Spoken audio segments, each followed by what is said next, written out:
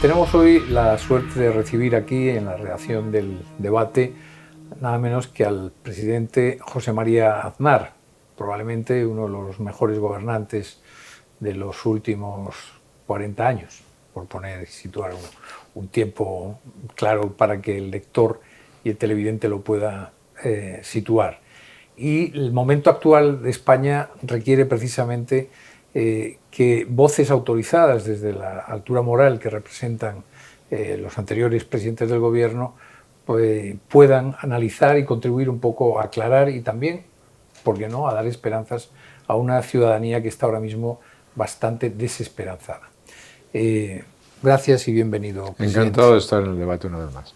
Me acompañan también Ramón Pérez Maura y Luis Ventoso, que conformamos los tres mosqueteros del debate a la hora de la esgrima verbal. Con mucho gusto. Empezaría, presidente, si le parece bien, planteándole la amnistía como probablemente la página, y además recojo un poco algunas de las ideas que he leído de sus últimas intervenciones, como una de las páginas, o por no decir la página más negra del constitucionalismo español y, por tanto, una de las iniciativas que más en riesgo pone lo que es el Estado de Derecho y la democracia española.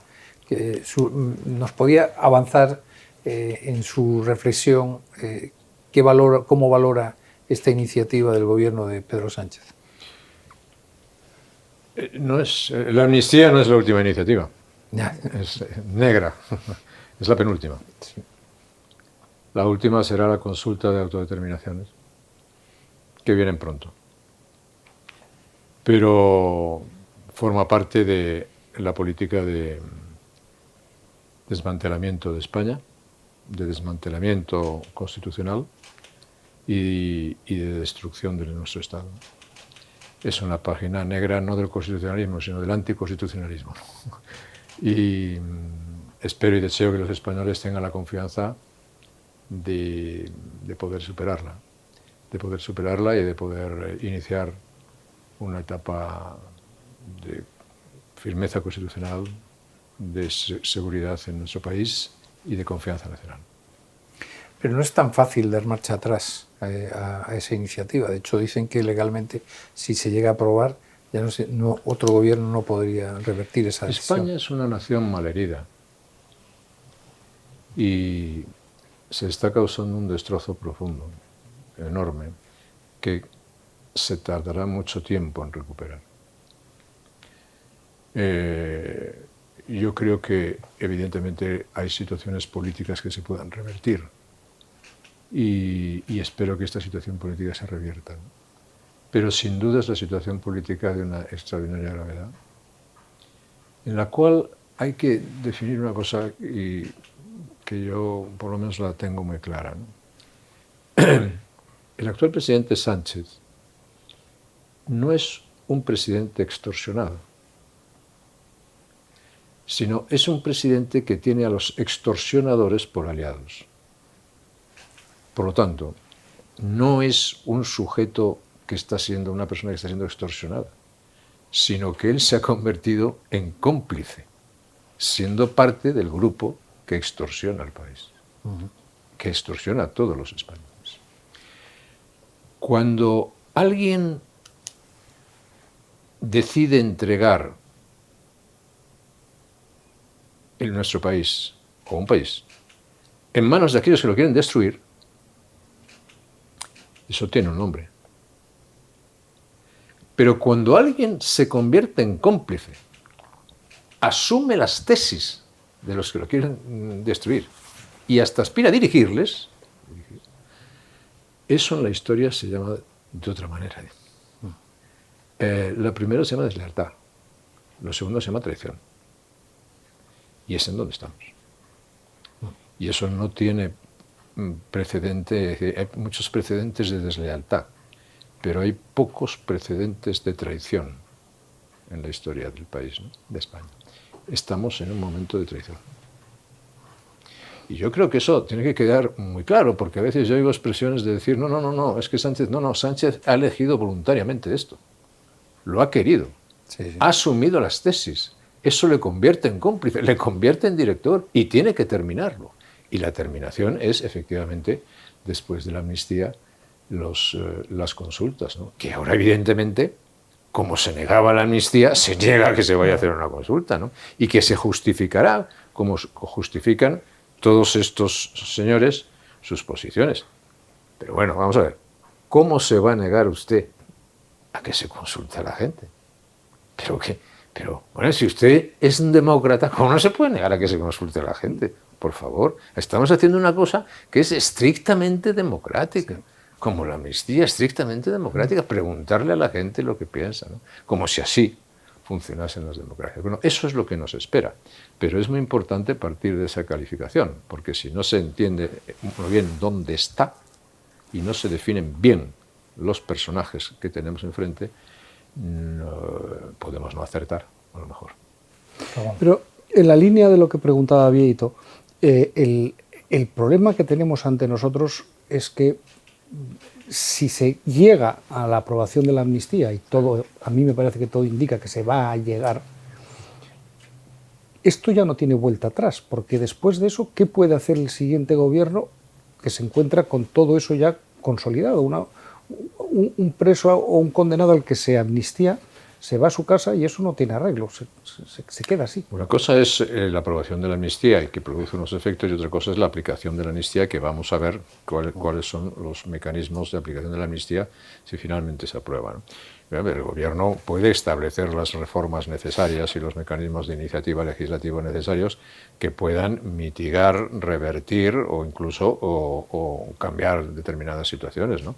Lo que tenemos que darnos cuenta es que políticamente, que son los efectos que podemos manejar y manejar aquí, nosotros vamos a pagar un precio muy, muy alto por salir de esta situación, los españoles.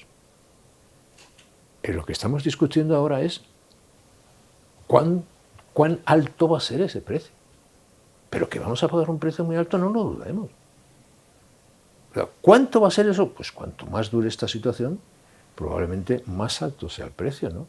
Pero mi impresión es que en este momento lo que vamos a tener por delante son discusiones sobre la aplicación de la ley de amnistía, pero lo que hemos hecho y lo que vamos a tener y estamos asistiendo es a las negociaciones clandestinas sobre las consultas de autodeterminación.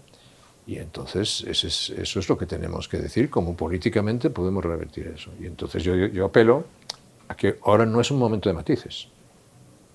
Cuando estás en esa situación no es un momento de matices.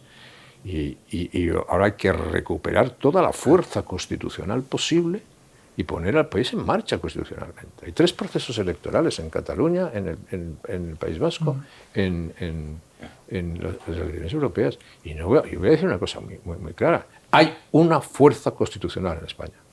Una. Y esa fuerza constitucional en España hay que empujarla al máximo para que consiga sus objetivos, porque es el único dique de contención políticamente que existe en este momento, en términos políticos, en términos de la actuación judicial o en términos de la actuación del Estado de Derecho, etc. Es otro ámbito. En términos políticos, la única fuerza constitucional hay que hacer esa. Entonces, mire usted, en el País Vasco, el éxito de resucitar a ETA, no de acabar con ETA, que es el que presume mi sucesor en el gobierno, el señor Zapatero resucita a ETA. Enhorabuena, ETA estaba muerta. Se resucita, está compitiendo, está a punto de conseguir. Ya lo está a punto de conseguir. ETA. Vamos a dejarnos de nombrar. Bildu. Bien, Bildu es ETA, no es otra cosa.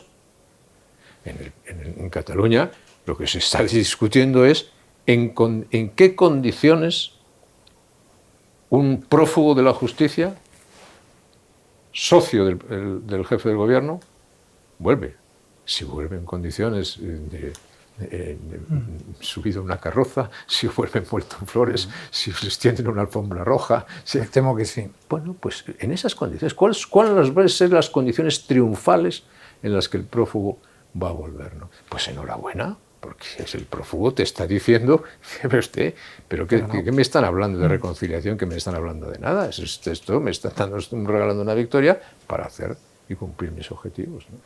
Y cuando estás en con periodistas de nuestro, digamos, ámbito ideológico, dices expresiones como que está en peligro la democracia, como lo que acaba de decir usted, que yo agradezco mucho, que estamos ante un caso de traición. ¿Dónde vas, loco? ¿Qué dices? ¿Qué exagerado? No sé. Pues le agradezco que haya empleado ese término. Y al hilo de eso le quería preguntar... Perdón, Luis, quien discute eso debe explicar cómo históricamente se llama eso. Claro, porque es que históricamente eso no tiene otro nombre. Efectivamente. Desleal es el que no cumple con su obligación o hace lo contrario de lo que debería hacer en un marco jurídico concreto. Pero quien es cómplice para desarticular el marco jurídico y es socio de los que lo quieren destruir, eso en toda la historia de la política ha tenido otro nombre, ¿no? Y ahí viene mi pregunta. Ya sabe que los periodistas sabemos un poco de todo y nada de nada. Entonces, yo no soy jurista, pero me hago la pregunta que le quería trasladar, que nos hacen muchos lectores muchas veces. Oiga, una persona que está ejerciendo una magistratura como la presidencia del gobierno, que tiene que defender la Constitución, la unidad de España de oficio, no ha incurrido en ningún tipo de delito negociando el país con un prófugo en el extranjero. Eso no puede haber una manera de atacar por ahí. Eso no es un delito de traición manifiesto. Yo no hago un juicio político. No me corresponde a mí determinar si hay... eso corresponde, en todo caso, yo creo que en el ámbito judicial, y no quiero intervenir en ese ámbito porque eso es lo propio del Estado de Derecho. Puede haber opiniones que sí, puede haber opiniones que no. A mí me importa el juicio político. Y el juicio político, porque yo creo que de la interpretación correcta de las situaciones políticas es de donde se pueden extraer las soluciones o los modos de acción de esa interpretación, para salir de esa interpretación política, ¿no? Entonces la mía es decir, mire usted, tenemos que recuperar toda la fuerza constitucional posible. Toda la fuerza constitucional posible. Miren ustedes ahora, por ejemplo, la situación en el País Vasco, con ETA al borde del gobierno, como ya gobierna en Pamplona. Bueno, miren la situación del constitucionalismo. El constitucionalismo tiene que ser apoyado, pero total, de una manera total, sin matices, porque es el único valladar que va a existir. Y cuando digo constitucionalismo, digo el Partido Constitucionalista, que es el Partido Popular, porque el Partido Socialista no es ya un partido constitucional. El Partido Socialista se ha sustituido no en los arrabales de la Constitución, como alguien ha dicho, no, se ha sustituido fuera de la Constitución. Y eso, evidentemente, para la democracia es una situación, para nuestra democracia y para nuestro país es una situación de máximo riesgo, ¿no? Eso es, obviamente, si quiere usted una política constitucional, vote una fuerza constitucional, vótela. Ya entraremos en otro momento, en otra discusión, si me gusta más, si me gusta menos, si me es más simpático, si es más antipático, si es más listo, si no es más listo, si me la prefiero. No.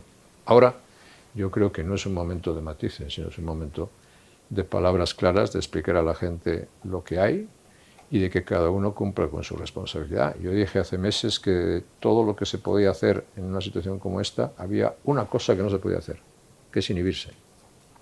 Bueno, pues yo no me inhibo, ¿no? Habrá quien a lo mejor no comparta mis juicios, pero estoy absolutamente convencido de eso. Y tengo que decir que hasta ahora han coincidido bastante mis juicios con la realidad. Hablando del constitucionalismo, del Partido Popular como único partido, el centro-derecha está fraccionado, ahora en dos fuerzas, pero probablemente llegamos en su día con Ciudadanos hasta 3 fuerzas.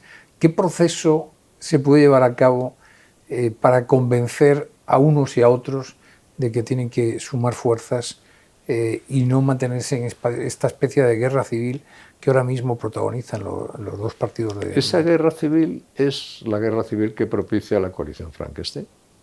Si no hubiese habido guerra civil, no hubiese habido coalición Frankenstein. 11 millones de votos hubiesen sido suficientes para que el centro-derecha ganase las elecciones. 8 millones de votos por una parte y 3 millones de votos, pues no son la receta adecuada, como se ha podido demostrar, ¿no? Yo creo que es una cuestión que necesita algún tiempo, pero los tiempos apremian. Y yo sobre todo estoy pensando en el elector.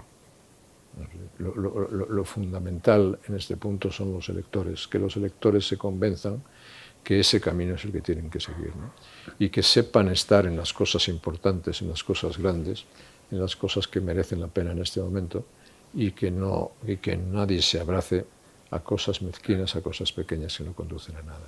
No es tanto, yo nunca he creído tanto en los acuerdos, por decir, entre líderes, pero sí en el entendimiento profundo que los electores pueden tener.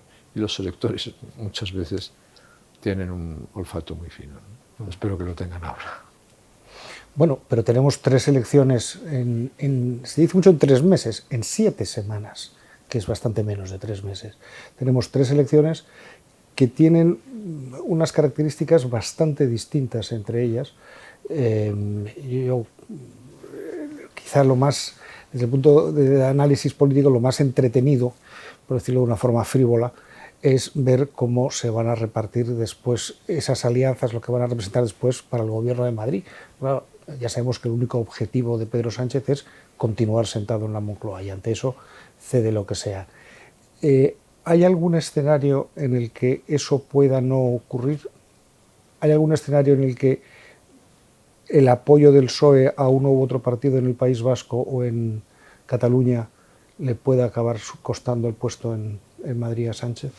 Yo creo que justamente para que eso no se evite, y eso es el leitmotiv esencial del presidente actual. El leitmotiv esencial del presidente actual es hacer lo que sea con tal de estar ahí.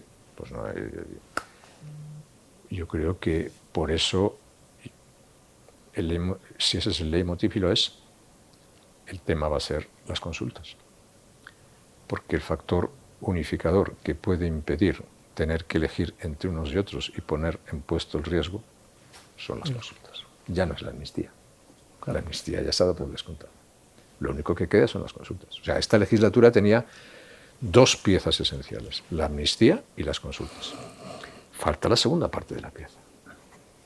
Y eso, justamente para no elegir, el dar al conjunto de la coalición la pieza de la consulta es lo que puede hacer que se mantenga en el gobierno. Esa es mi impresión, ese es mi riesgo, y por eso yo creo que todos los otros análisis, es decir, voy a pactar con uno, voy a pactar, no, va a haber una pieza fundamental que es esa, ¿no? Y en ese punto de vista, los nacionalistas son muy criticables por muchas razones, ¿no? Son muy criticables por sus equivocaciones, por su mezquindad, por su deslealtad en este caso, por su falta de escrúpulos en muchos casos, pero no porque no digan lo que quieren hacer. Lo están diciendo. O sea, por eso no son criticables, lo están diciendo. Y tiene razón. O sea, yo, cuando pienso en esto, decía, oiga, este señor, si quiere seguir, tiene que ofrecer esto. Y es lo que va a ofrecer. La segunda pieza que quedaba para esta legislatura, ¿no? Y 2 piezas en la legislatura y la primera la han despachado en 5 meses. O sea que nos quedan 3 años y medio para la segunda. Bueno, pero el proceso ya ha empezado, sí. ¿No? Sí. Los procesos de deconstrucción o los procesos de destrozo, antes podíamos decir procesos de construcción, esto ya que estamos viendo es un destrozo institucional, ¿no? y desgarro de un país, ¿no? Como diría Machado, dice, están hasta buscando que la mano no sea incapaz de encontrar la herida, ¿no? para intentar, pero es posible si nadie se inhibe, si analizamos ese riesgo, es posible movilizar las energías constitucionales. Sigo pensando, ¿no? Y desde luego no es aceptable el someterse a una situación que no solamente es una equivocación política, sino, como digo, es un acto de traición a la historia de España.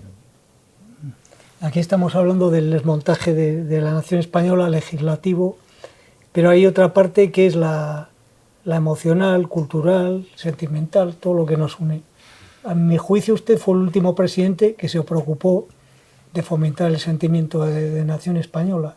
Y creo que eso ha sido el gran fallo de muchos de nuestros gobernantes, que mientras ellos pelean todo el día por construir sus países, aquí, entre el modelo autonómico que crea un extrañamiento y la dejación de funciones, nadie está defendiendo activamente España. Yo creo que eso es una parte fundamental de que hayamos llegado hasta aquí. No sé cómo lo ve usted. Usted hasta puso una bandera en Colón. Eso ahora sería impensable, ¿no?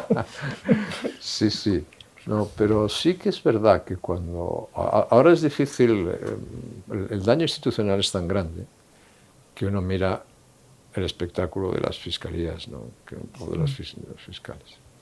Mira las peleas entre fiscales, mira las peleas entre fiscales y los jueces, mira el asalto al Poder Judicial, mira la filtración de datos mira el decaimiento de la administración, mira todo, es decir, la vulneración de derechos individuales, la vulneración de derechos penales. Ha habido dos momentos en la historia de España reciente que han sido los momentos de más sentimiento nacional y menos sentimiento nacionalista. 1999 y 2003. Los dos. Los dos coinciden con mi etapa y eso no me arrepiento en nada de eso, ¿no? O sea, la Constitución española está basada en la unidad de la nación española, unidad indivisible de la nación española. Y podemos aceptar su pluralidad, pero lo que no podemos aceptar es el destrozo, el desguace de la nación española. ¿Sí? Ni lo acepto intelectualmente, porque históricamente para mí los argumentos de los nacionalistas son ridículos, son risibles. Es decir, perdone, decir que Cataluña durante decenas de años, durante siglos, o no ha tenido lazos con España, o los lazos que ha tenido han sido de opresión por parte de los españoles, es grotesco, es absolutamente grotesco. Es inventarse una historia que por ridícula solamente puede estar condenada al fracaso. Pero lo mismo ocurre con la historia y con lo mismo en el País Vasco, ¿no? Es decir, es absolutamente absurdo lo que nuestro común amigo y conocido John Juaristi llamaba el bucle melancólico. No salgan ustedes de ahí. El problema es cuando nosotros, los que tenemos la perspectiva nacional, los que tenemos una responsabilidad constitucional, los que tenemos una idea de España, pues renunciamos a ella. No hay por qué renunciar a ella. La España constitucional, la España posible, la España deseable, la España de la convivencia, es lo que ha existido, es lo que siempre, es lo que queremos. Y eso no hay que existirlo. Si eso se trocea, lo dijo en el discurso de Nochebuena extraordinariamente Su Majestad el Rey. Dijo, fuera de la Constitución, dijo literalmente, no hay convivencia. Pues eso es lo que tenemos. Entonces, que nadie diga usted está exagerando las palabras. No, fuera de la Constitución no hay convivencia. Quiere decir que todo esto no solamente está poniendo la continuidad histórica de España, no solamente está poniendo en cuestión la existencia de nuestra Constitución, no solamente está poniendo en cuestión la existencia de la propia corona y de la monarquía parlamentaria, está poniendo en cuestión la convivencia entre españoles. No. Cuidado. Entonces, ante esas cuatro cosas, es lo que yo digo, oiga, por favor, no me vengan ahora con los matices. Estamos para época de ideas muy claras, de firmeza, de energía en la toma de decisiones y de líderes fuertes que sean capaces de echarse esta situación a la espalda y de pedir que una mayoría les acompañe, ¿no? Y nuestra obligación es acompañar, en mi opinión. El momento, presidente, es un momento muy complicado de España, ¿no? Ya por todo lo que llevamos hablado, pero también, y lo citaba usted de pasada, pero que podemos profundizar ahora en ello, que son los derechos individuales.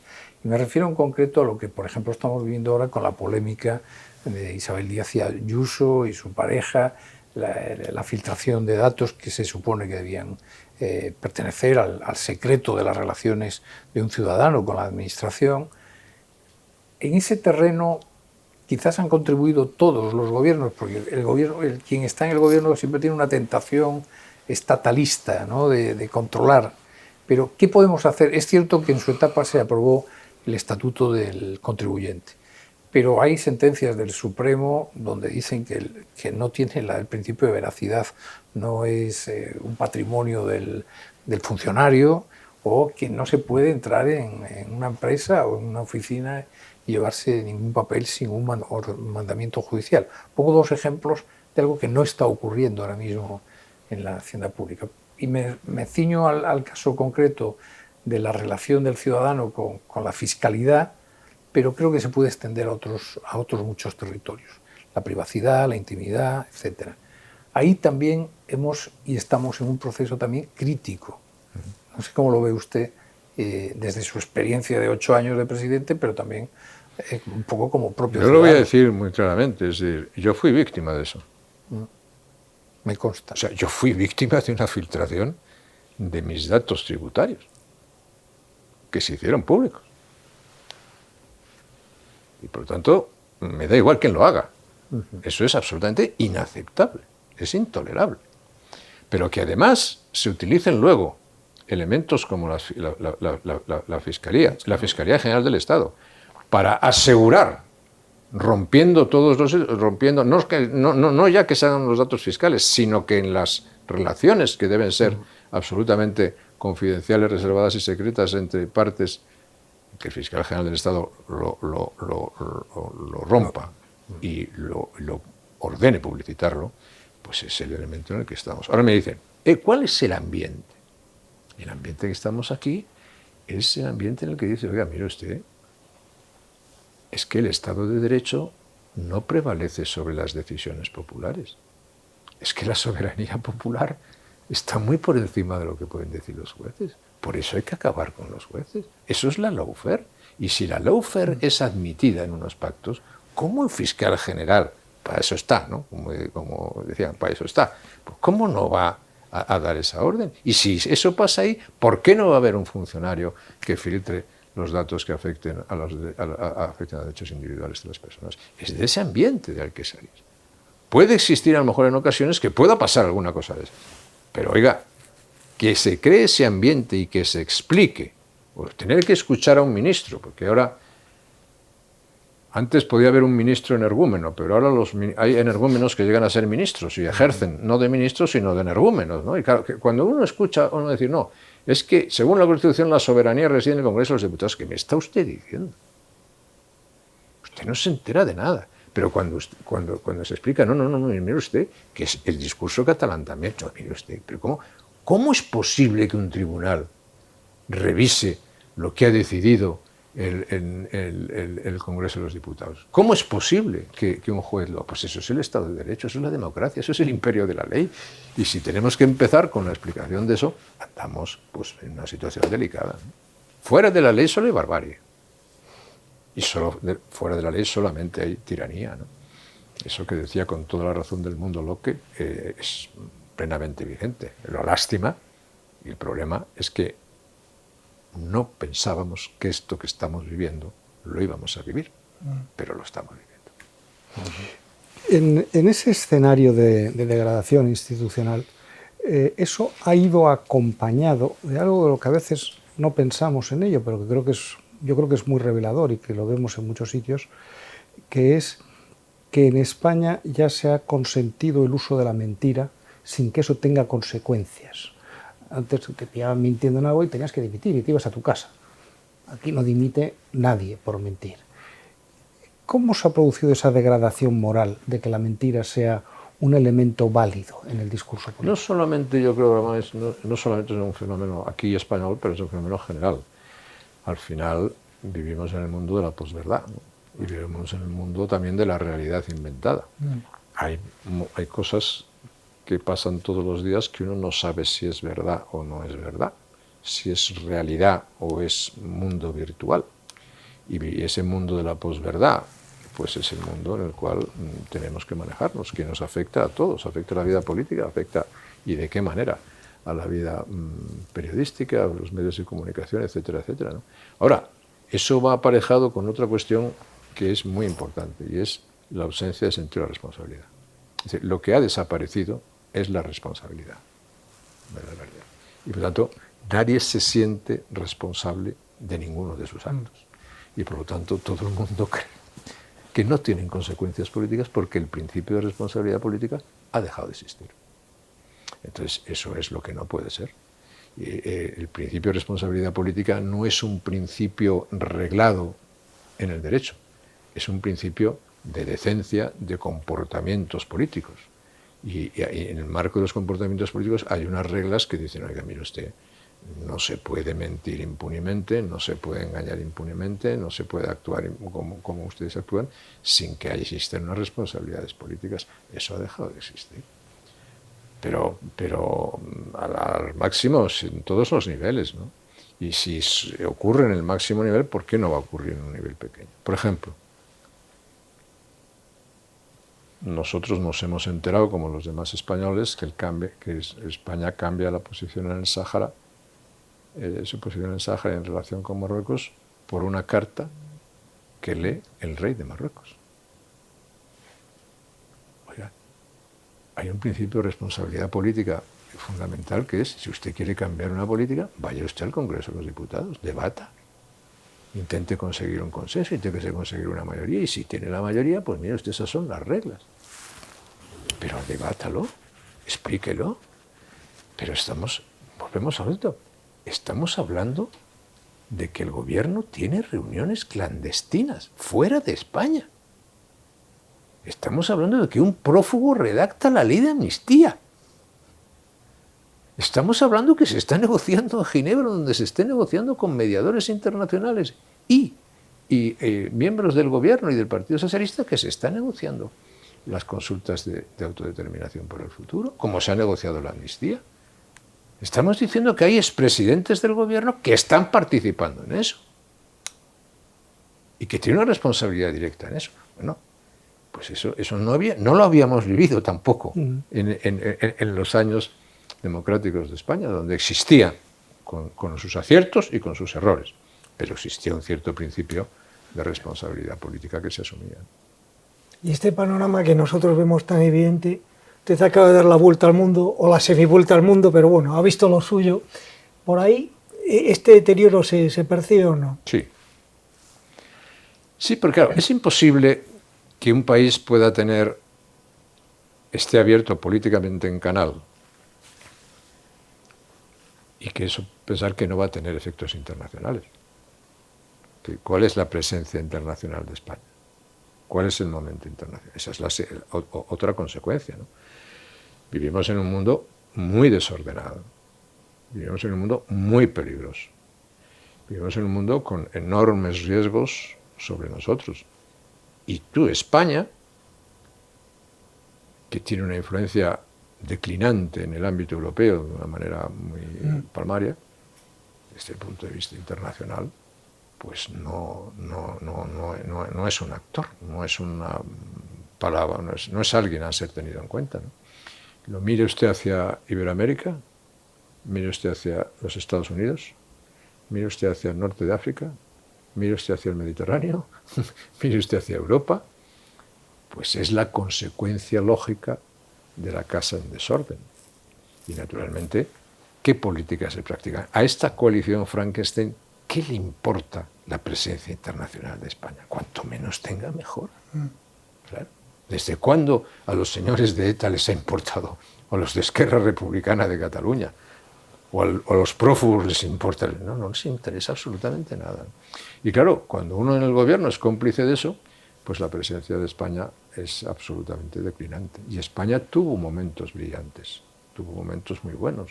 Fue ejemplo de transición democrática, fue ejemplo de iniciativas, tenía una presencia muy activa en Latinoamérica, una presencia de iniciativa en Europa muy fuerte, una relación muy sólida con los Estados Unidos. Todos estos políticas posteriores, pues eso lo han puesto en cuestión, ¿no? Y por tanto la España malherida es la que se ve desde fuera. Pero, con más o menos interés, pero es la que se ve desde fuera. Pero un matiz nada más, lo que decía el presidente, a esos les interesa muy poco la política internacional, pero también son decisivos a la hora, perdón, a la hora de que España tenga la posición que tiene en Palestina, o la no participación de España en el Mar Rojo, en la guerra, en la lucha contra los hutíes. Sí, pero eso, la coalición, los partidos que están alrededor del gobierno, yo creo que tienen un peso muy grande, para mal también. Para mal, porque minan la posición de España. Claro. Es decir, ¿cómo es posible tener una alianza sólida con los Estados Unidos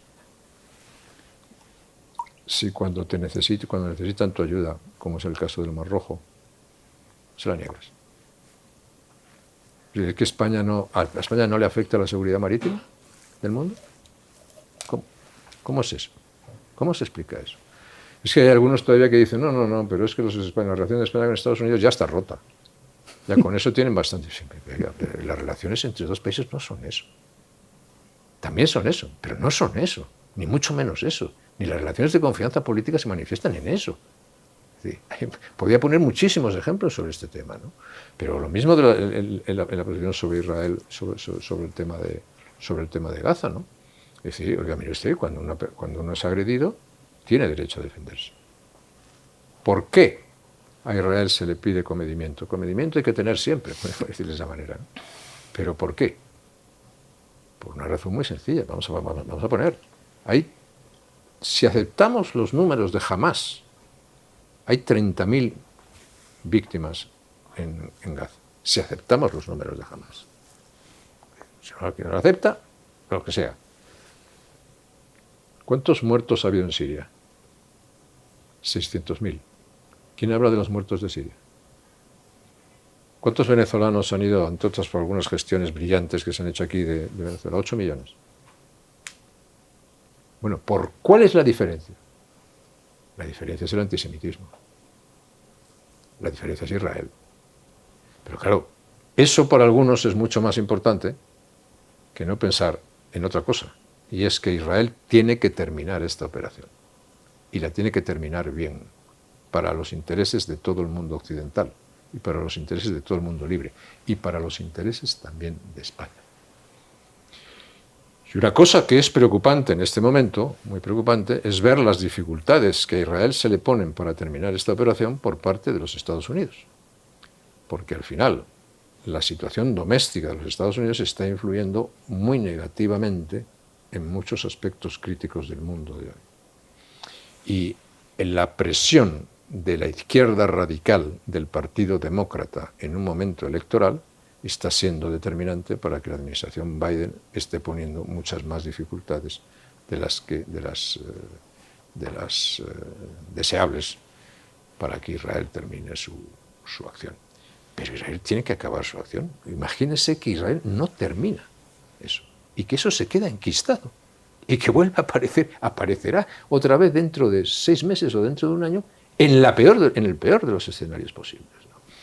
Entonces esos temas evidentemente son, pero la posición de España queda reflejada por la influencia de estos grupos radicales, por la influencia de etarras, de izquierdas republicanas, que tienen una gran experiencia internacional y que tienen una gran experiencia también en definir los intereses de nuestro país, ¿no? De las 3 elecciones que en las próximas 7 semanas se van a celebrar en España, vascas y catalanas más o menos las hemos comentado, pero las europeas parece que son una gran oportunidad para reivindicar la oferta que el Partido Popular le hace a la sociedad española, ¿no? Son las más generales de todas las elecciones que vamos a tener y por lo tanto son las que deben tener un significado de visión más general de las cosas, pensando en unas futuras elecciones legislativas otra vez, ¿no? Yo espero y deseo que los españoles le den al Partido Popular un gran triunfo, ¿no? Pero que ese gran triunfo venga precedido por un gran avance de la fuerza constitucional existente tanto en Cataluña como en el País Vasco, ¿no? Que vamos a suponer que pueden ser avances limitados, pero que tienen que ser avances significativos, ¿no? Lo que es muy importante. Pero yo espero y deseo que en Europa, porque es muy, muy, muy necesario, ¿no? Europa también vive unas circunstancias delicadas, como todo el mundo, puede tener circunstancias más delicadas en el futuro inmediato, a consecuencia de la guerra de Ucrania y a consecuencia de determinadas decisiones que se pueden tomar, y es muy importante tener fuerzas sólidas en el Parlamento Europeo, ¿no? No, yo voy a decir que en términos numéricos, creo no equivocarme si digo que la mayor victoria histórica del Partido Popular sobre el Partido Socialista fue en las elecciones europeas del 94, cuando sacó 10 puntos de ventaja, y ahora las encuestas hablan de algo así. Fue la primera. Pero yo creo que la mayor, en términos... ¿Más de 10 puntos de ventaja? La hemeroteca del debate seguro que no resuelve ese asunto. No sé si la de 2000 o la de 2011 o 12, pero me pierdo en las elecciones, pero No lo sé, pero desde luego fue la primera y fue una gran ventaja, ¿no? O sea, y marcó evidentemente un camino muy claro de cara a las elecciones. Aunque luego en el 96 el resultado no fue tan bueno como se esperaba. No, normal, porque en unas elecciones generales juegan unos factores que tampoco juegan en unas elecciones europeas, ¿no? Y eso también lo tenemos que tener presente muy bien en estas circunstancias. Lo hemos vivido en las últimas elecciones generales en España y lo viviremos también en las próximas elecciones generales. Las elecciones generales siempre tienen un elemento de disputa mayor y de cercanía mayor, ¿no? Por lo tanto juegan otros factores que a lo mejor no juegan las europeas, lo cual no quiere decir que las tendencias no sean unas tendencias que marquen, y espero que muy claramente, el futuro, ¿no? Usted, imagino que los presidentes, expresidentes, tal, coinciden en muchos círculos, en muchas situaciones, en actos, tal. ¿Habrá tratado algo con el actual titular? ¿Se esperaba que evolucionase así? ¿Lo veía venir o era una persona, entre comillas, que parecía que podría ser viable, normal, digamos, incluso? Pues aunque imagine usted eso, no le doy la razón, porque imagina mal. Es decir, todavía tiene la suerte, como dice un amigo mío, que todavía estamos en este país, todavía los sueños no han sido sometidos a regulación, ¿no? Pero probablemente estamos camino de ellos. Pero no, la imaginación no coincidimos en tantas cosas, ni nos vemos en muchos sitios, ¿no? No hay... No, porque él, como dice siempre nuestro director, él se presentó como el candidato liberal. No tengo relación con el actual presidente del gobierno, realmente. Yo creo que he tenido muy poco... Vamos, no he tenido ninguna conversación con él. No he tenido ninguna conversación con él. Y Estados Unidos, a la que hizo referencia antes, las elecciones norteamericanas, que como bien dice está condicionando, bueno, lógicamente internamente, pero en el panorama internacional también está condicionando, sí. Pero está condicionando a todos, además, incluso todos, hasta los chinos. Todo el mundo está pendiente a ver qué ocurre en Estados Unidos. Sí, sí. ¿Qué análisis hace de lo que puede ocurrir allí? Yo creo que Estados Unidos, desde el punto de vista general del mundo, tiene dos problemas esenciales, ¿no? Uno es falta de confianza en ellos y de ellos en sí mismos. Pero los que están desafiando el poder norteamericano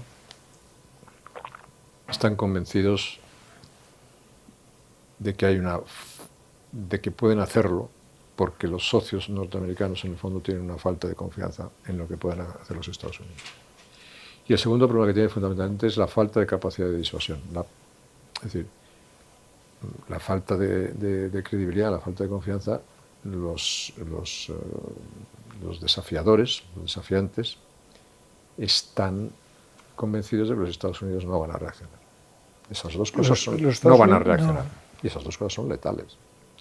Es decir, lo de Ucrania es trágico, es un fracaso de Putin desde el punto de vista de la inmediatez de su acción, pero es un fracaso de los Estados Unidos desde el punto de vista de su falta de capacidad de disuasión. Lo que está pasando en el Mar Rojo es exactamente lo mismo, lo que está pasando en Gaza es exactamente lo mismo. Todos los caminos en Oriente Medio conducen a Irán, y ese es un asunto al cual habrá que mirarlo de frente en un momento determinado, y los chinos están observando y cada vez asumiendo más posiciones más determinantes, ¿no? para un futuro inmediato, por no decir en Corea del Norte, que ya se ha hecho ya se ha convertido en otra cosa muy distinta de lo que antes era, ¿no?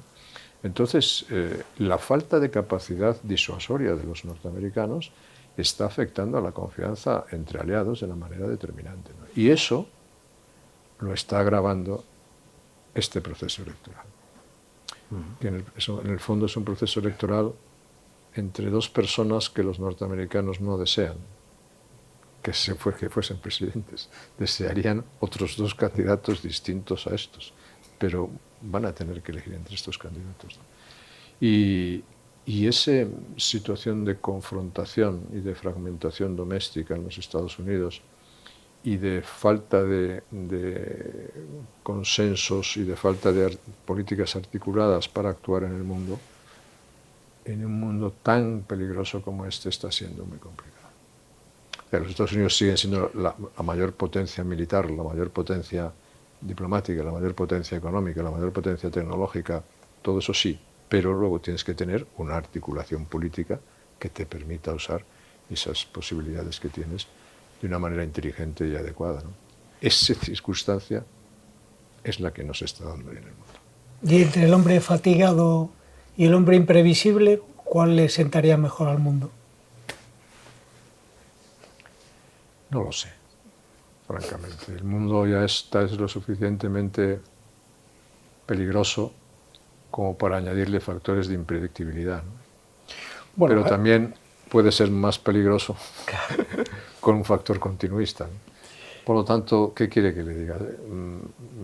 No me siento nada satisfecho y me siento también razonablemente preocupado por las consecuencias que puedan tener esas elecciones. Pero deseo, efectivamente, mi deseo es que el reforzamiento del mundo atlántico, el reforzamiento de las alianzas atlánticas, el reforzamiento de la confianza entre los socios, que nos permita afrontar los riesgos que tiene el mundo juntos y no divididos, ¿no? Porque si el germen de la discordia, la semilla de la discordia, prevalece en estos momentos entre socios, las ventajas que van a tener nuestros adversarios van a ser muy grandes. En cualquier caso, recordemos lo que antes decíamos de que los independentistas siempre cumplen lo que dicen que van a hacer. Donald Trump se caracterizó la última vez, y no lo digo como un elogio, lo digo como un hecho, por decir que iba a hacer barbaridades y hacer la mayoría de ellas. Cosas que pensábamos que no se podrían hacer después, las hacía. Entonces, eso no sé si es tan impredecible o al revés, anuncia barbaridades y luego las cumple. No sé yo qué escenario es peor. Espero para bien de algunos países europeos que alguna que ha anunciado, si es presidente, pues no la cumpla. Por ejemplo, para Ucrania. Sí, por ejemplo, las cuestiones de aranceles también, ¿no? Sí. Sí, también. Luis, la última pregunta. La última pregunta tiene que ver, usted ha tenido relaciones con el mundo de la comunicación a los más altos niveles.